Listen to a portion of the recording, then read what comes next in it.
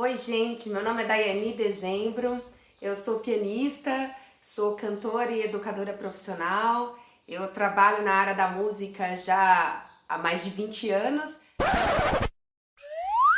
Não tô há 20 anos trabalhando, não. Eu tô há 20 anos nesse universo, porque não sou tão velha assim, né, gente? Na verdade, eu comecei desde muito pitica e é a coisa que eu sei fazer, que eu aprendi a fazer, que eu amo fazer e que eu fiz pelo resto da vida.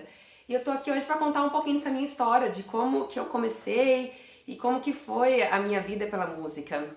Na verdade, eu entrei bem de pititica pra começar a fazer aula de piano e tem uma história muito engraçada sobre isso, assim.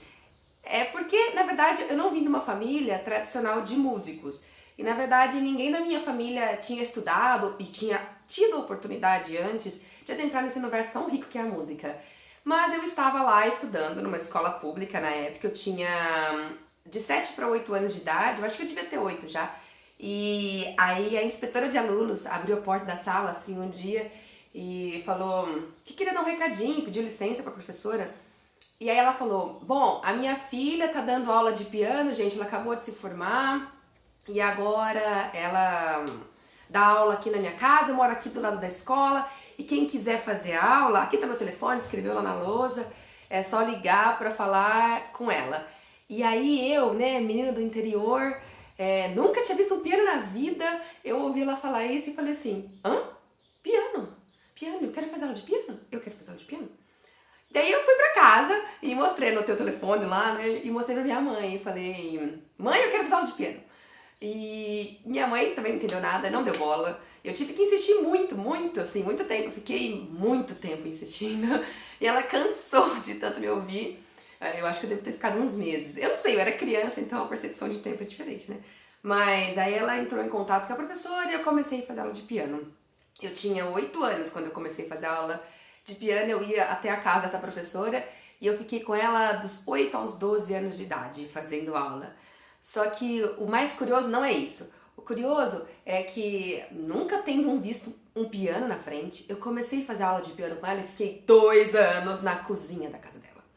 Eu fazia aula na cozinha, na mesa, ela me dava aula de teoria. O tempo todo ela me deu aula de teoria e pra mim tava legal, eu curtia, eu não achava estranho, assim. Quando eu comento com as pessoas, muitas falam, meu Deus, que horror, você ficou 2 anos sem nem ver o instrumento, sem tocar no instrumento. E eu digo, foi. E tá tudo certo também, porque eu não tinha referência disso, né, do instrumento. Tanto que o primeiro dia que ela me levou pro piano, pro instrumento, eu lembro que eu cheguei na sala da casa dela e vi o piano, e aí eu falei, nossa, que negócio enorme.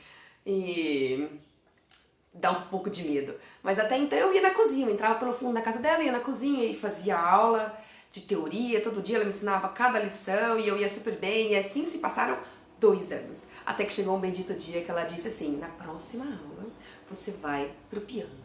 Daí eu fiz, uau, que ansiedade, pra próxima aula, e aí eu cheguei na próxima aula. E a próxima aula foi o máximo. Ela colocou o livro na minha frente assim, abriu a partitura e posicionou o piano, falou, você senta assim, fica retinha, mãozinha certinha, redonda, tá bom? Essa é a posição. Aí eu falei, ok. Daí ela falou, toca. E eu fiquei, hã? Olhei pra cara dela e ela, toca. É só você tocar. E aí eu olhei pro livro e falei, toca? Aí ela ficou um pouco brava e fez assim, sim, essa nota aqui não é o dó? Você não aprendeu? Não é nota dó? Então, quantos tempos ela dura? Eu, então toca. Daí fui eu lá assim, né, tom na tecla, né, sem técnica nenhuma.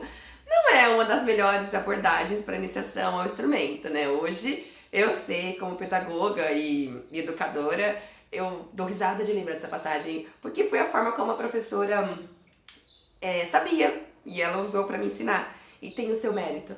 Só que eu acredito que eu desenvolvi toda uma paixão pela teoria, pelo universo da música, de entender a música como linguagem, justamente por causa dessa fase de iniciação, onde eu fiquei 2 anos só submetida a entender a estrutura que estava por trás da música, né? O que viria a permitir com que eu tocasse as partituras, com que eu lesse as partituras.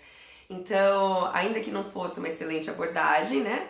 Não é, teve o seu mérito e teve essa importância na minha vida, porque eu realmente registrei isso, assim, né? Esse prazer por entender todo esse código, que dá muito prazer, na verdade, te dá muita liberdade. E assim eu iniciei a minha jornada. Depois de 2 anos, então, só na teoria, eu fiquei mais 2 anos com ela na prática, e aí depois ela acabou mudando de país, ela foi pra fora, foi pros Estados Unidos, e então eu entrei pro conservatório. E aí no conservatório aqui da minha cidade, era o único conservatório que tinha aqui, eu sou de Jabuticabal, ainda moro aqui, é uma cidadezinha do lado de Ribeirão Preto. Ribeirão Preto é bem mais conhecido, é uma cidade grande aqui do interior de São Paulo, e Jabuticabal tá uns 60 quilômetros. E na época, esse conservatório aqui era o único também, enfim, e eu entrei pro conservatório e ali eu fiquei até me formar e concluir o curso técnico em piano. Então eu passei ali dos 12 anos de idade até os 17. Porque com 18 anos, né, no terceiro colegial, hoje não é colegial, hoje é ensino médio, né, no terceiro ano do ensino médio, eu tinha que optar o que eu ia fazer da vida, eu tinha que escolher um vestibular. E aí eu pensava, o que eu vou fazer? O que eu mais sabia fazer na vida era o que eu gostava, né, e o que eu fazia diariamente, fazia de forma intensiva, devido à quantidade de matérias e de estudos que tem o curso técnico. Eu passava todas as tardes no conservatório, todas. De manhã na escola e à tarde no conservatório, quase todas. Eram muitas matérias, muitas aulas. E eu estava cada vez mais imersa nesse universo da música, né? De entender tudo que está por trás. Então, aulas de harmonia, de teoria, de canto coral, história da música, enfim. E eu passava lá o meu dia inteiro, e quando eu não estava na escola ou no conservatório, eu estava em casa estudando, ou pra escola, ou estudando piano. E aí eu pensei, o que eu vou fazer? Eu não tinha um norte, como eu acho que a maioria dos alunos de 17 anos não tem esse norte. Mas a gente precisa tentar descobrir afinidades, né? Coisas que a gente gosta. Então eu escolhi música. E aí eu entrei no vestibular de música, prestei a FUVEST, e isso eu acho que era 2004. Eu entrei em 2005 na faculdade, se eu não me engano. E com 18 anos. E lá eu fiquei, entrei na USP aqui em Ribeirão, um curso que na época era também recente aqui na faculdade, ainda era vinculado à ECA, hoje não é mais, o departamento de música aqui ele é independente da ECA, que é a Música FUVEST de São Paulo, né, do campus de São Paulo. Eu entrei aqui e ali eu fiquei por mais 5 anos, me desenvolvendo, me aperfeiçoando. Inicialmente eu entrei no curso de licenciatura, então um pouco influenciada também pela família, pela opinião dos que estavam ao meu redor, para me dar um pouco mais de segurança. Eles falavam que o mercado de trabalho com música é muito instável e que eu não conseguiria sobreviver, então que eu deveria fazer licenciatura, porque a licenciatura te prepara para dar aula. Só que o que eu não sabia, e também não sabia se eu gostaria, é que dar aula como licenciado em música não pressupõe dar aula do instrumento específico e também se desenvolver cada vez mais nesse, mas pressupõe você estar apta para dar aula na escola regular de música, no ensino regular de música, nas escolas em geral. E isso eu não sabia, eu não tinha essa clareza na época e também muito menos, eu não sabia muito menos se eu gostava ou não. Hoje eu sei que eu não gosto. Eu gosto de tocar, eu gosto de fazer música na prática. Estar ensinando dentro do ambiente da escola, no formato que hoje em dia é a aula de música da escola, que infelizmente não permite que você desenvolva a música como linguagem musical, né? Mas acaba se prendendo às festividades, às comemorações. Enfim, é um desafio para o educador transpor essas amarras que ainda existem no sistema educacional brasileiro no que se diz respeito à música. E isso não me dava prazer e eu fui descobrindo isso no meio do curso. Mas, graças a Deus, eu tive um professor, um excelente professor, chamado Fernando Corvisier, ainda é o professor ali do campus da música em Ribeirão, o coordenador da parte de piano, que ele me viu dentro do curso, né, viu que eu estava inscrita em licenciatura, e aí na hora de me matricular para o terceiro semestre, na mudança de ano, né, no ano seguinte, ele pediu a minha transferência para o curso de bacharelado, e de novo teve uma história muito engraçada também. Você vê como a vida, ela encaminha a gente pelos caminhos que a gente não faz ideia, né? Mas tudo tem um porquê e tudo vai te levando. E até então eu não queria ir para o curso de bacharelado em piano. Eu queria apenas continuar no meu curso de licenciatura, eu não sabia o que me esperava lá na frente, mas era o curso que meu pai tinha falado que era um curso bom para mim, que me daria estabilidade, então eu queria continuar nesse curso. Mas o meu professor virou sem nem me avisar, me entregou a carta de pedido de mudança de curso, né? E falou assim, assina aqui, Daiane. Assina porque eu tô pedindo, eu tô colocando tô atestando de próprio punho que você precisa mudar para bacharel e eu atesto essa sua mudança. Então você assina que eu tô mandando agora para a Secretaria de São Paulo e só conseguiria fazer essa mudança mediante o meu testemunho, eu estou dando, então você assina. Daí eu falei assim, não, eu nem falei com meu pai ainda, eu não posso, acho que não. Assina logo, Dani. Quase que ele falou assim, fala obrigada, assina logo. Daí eu assinei, morrendo de medo. Cheguei em casa e levei bronca. Mas às vezes os nossos pais também não sabem exatamente o que nos espera, né? Eles têm boas intenções, mas às vezes não têm conhecimento pleno do que é, né? E graças a Deus eu mudei. Enfim, hoje eu sei que é graças a Deus, né? Eu cada vez me especializei mais no instrumento, na música, e eu concluí meu curso como bacharel em piano. Sentindo falta um pouco da parte pedagógica, porque eu ainda tinha essa coisa de querer também dar aula, que é uma paixão minha, sempre me via como professora. Eu brincava nas minhas brincadeiras de criança em casa, eu sempre estava lá brincando de ser a professora, eu sempre tive esse feeling, essa vontade de dar aula. Então, quando eu saí do curso de bacharel, eu achava que eu não estava preparada exatamente para dar aula, para saber como abordar, como iniciar, e eu comecei minha busca por isso, por me especializar cada vez mais. Então eu de cara saí do curso de bacharel e fui fazer pedagogia. Daí, o meu professor, quando soube que eu estava fazendo pedagogia, não entendeu nada. Porque até então ele me via e ele percebia um potencial para que eu desenvolvesse uma carreira de concertista, de pianista de palco, de que ficasse tocando em palco.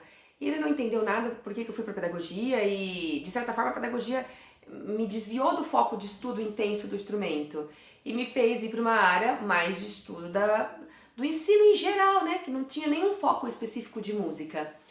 Mas isso também tinha outras questões paralelas, porque era um momento que eu estava e que eu precisava, de certa forma, me afastar um pouco da música.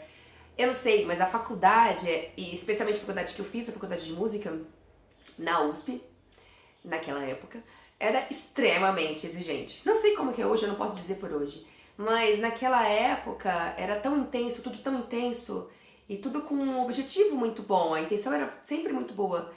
Mas eu não soube lidar direito ali com os meus 20 e poucos anos, porque eu tinha 20 e poucos anos, eu não tinha maturidade emocional para lidar com o que acontecia. Então, ao longo do curso, eu fui me fechando. Eu não comentava nada com ninguém, mas eu sentia que eu era ruim, que eu não servia para música, parecia que eu não conseguia evoluir. E eu fui criando essa neura, assim, esse bloqueio, e daí eu fui... Eu não sei, eu fui sentindo que eu tinha que me afastar, que o piano não era pra mim, que eu não era boa pra aquilo, sabe? Então, tive essa coisa, assim, e esse bloqueio, esse trava muito grande. E também nunca cheguei a conversar isso com o meu professor. Enfim, não cabia ali naquele momento eu explicar e tentar entender. Eu fiz o que a minha saúde emocional conseguiu digerir naquele momento, né? E aí eu me afastei do piano. Eu saí da faculdade depois de 5 anos, formada como bacharel em piano, e pensando assim, eu não sirvo pra isso. Eu não sirvo pra isso, eu gosto de dar aula, então eu vou procurar estar me aperfeiçoando pra isso, pra dar aula.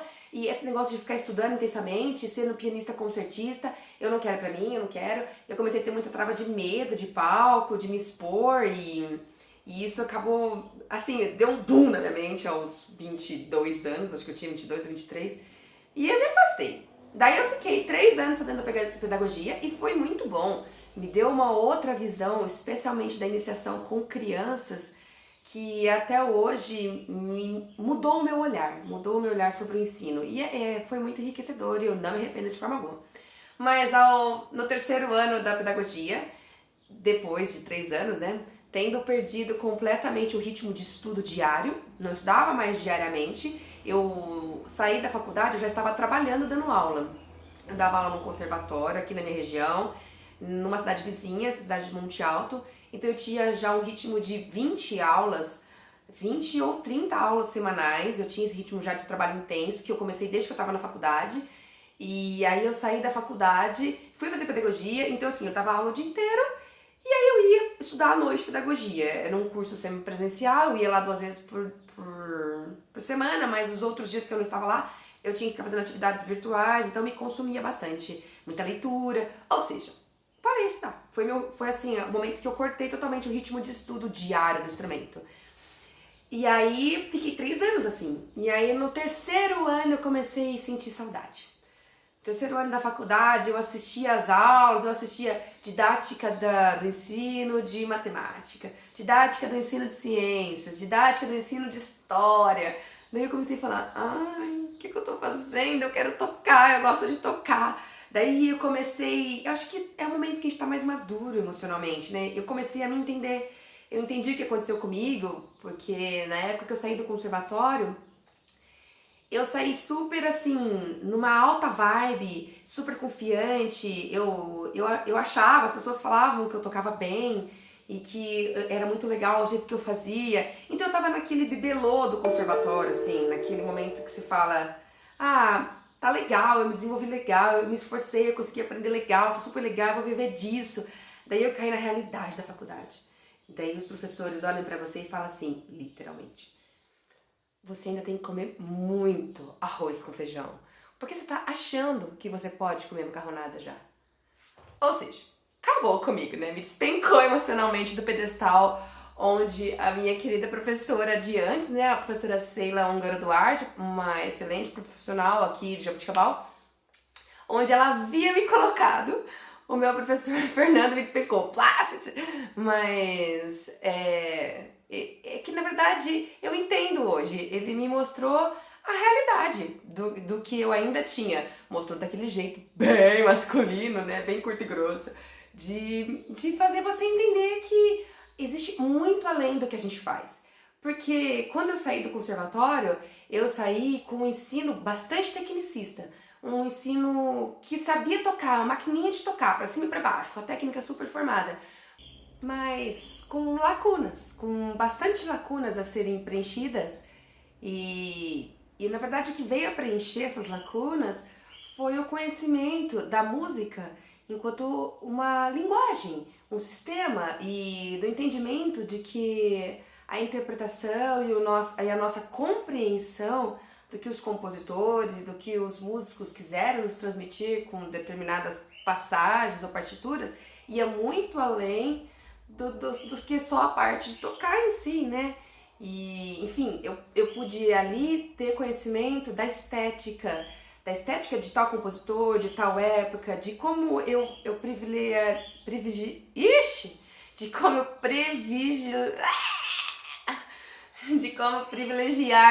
tal aspecto em determinada interpretação. Então, foi uma época muito intensa, de muito aprendizado, de muito crescimento, de muita desestruturação, assim, e todo o crescimento pressupõe isso, né? Pressupõe que a gente saia da zona de conforto, que a gente se desestruture, que a gente perca o nosso chão, daí a gente se abre para crescer, para aprender, para ver novos horizontes e se preencher com o que estava faltando e até então a gente não enxergava e achava que estava tudo certo. Então foi muito válido.